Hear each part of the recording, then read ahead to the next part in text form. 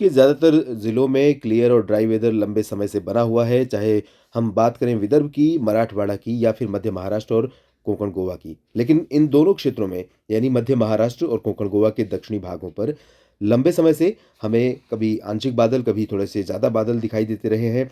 तो सोलापुर, उस्मानाबाद, सतारा, पुणे, रायगढ़, रत्नागिरी और सिंधुदुर्ग, कोल्हापुर, सांगली इन हिस्सों में कुछ स्थानों पर बीते दिनों में बारिश भी रिकॉर्ड की गई है। हालाँकि बारिश की इंटेंसिटी बहुत ज़्यादा नहीं रही है। लेकिन मुंबई से लेकर ठाणे, पालघर और इसके बाद पुणे के ऊपर अहमदनगर, बीड, जालना, औरंगाबाद, बुल्ढाना, वाशिम, हिंगोली और धुले, जलगांव, अमरावती से लेकर वर्धा, नागपुर, भंडारा, गोंदिया, गढ़चिरौली, चंद्रपुर और नांदेड़ इन सभी भागों में क्लियर और ड्राई वेदर लगातार बना हुआ है लंबे समय से।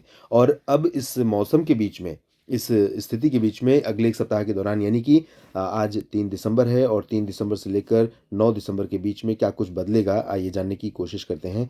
क्या महाराष्ट्र के ऊपर बारिश होने वाली है?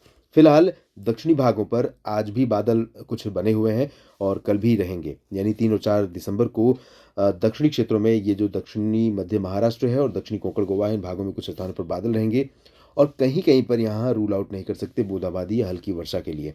बाकी जगहों पर क्लियर और ड्राई वेदर रहेगा।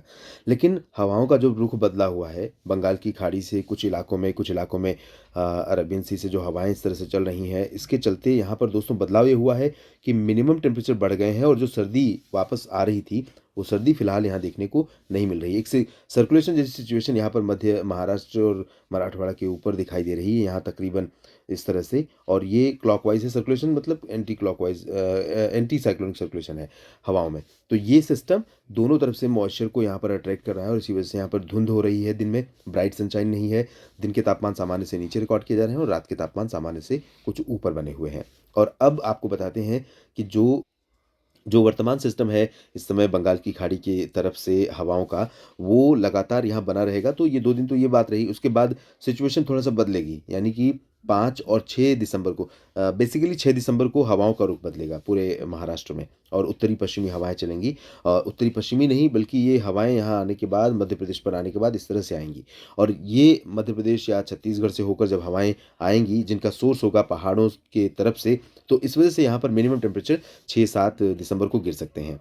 लेकिन 8 दिसंबर से फिर से हवाओं का रुख बदल जाएगा क्योंकि जो सिस्टम बंगाल की खाड़ी में नया सिस्टम बन रहा है, वो धीरे-धीरे आगे बढ़ेगा और उसके प्रभाव से महाराष्ट्र के ऊपर फिर से आर्द्र हवाएँ बंगाल की खाड़ी से आने लगेंगी। और उसके बाद दोस्तों 8 और 9 दिसंबर को अनुमान ये है कि ये दक्षिणी मध्य महाराष्ट्र और दक्षिणी कोंकण गोवा साथ ही साथ मराठवाड़ा के कुछ इलाकों में ये जो हिस्सा है इंक्लूडिंग मुंबई, ठाणे, अहमदनगर, जालना, परभणी, नांदेड़, लातूर और उस्मानाबाद, सोलापुर, सतारा, सांगली, कोल्हापुर इन सभी भागों में कुछ स्थानों पर बादलों के बीच वर्षा भी होने की संभावनाएँ हैं।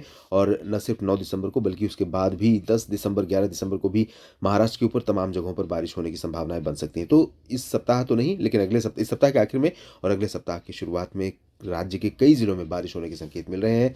विदर्भ उस दौरान भी अछूता रहेगा बारिश से। फिलहाल इस वीडियो में इतना ही।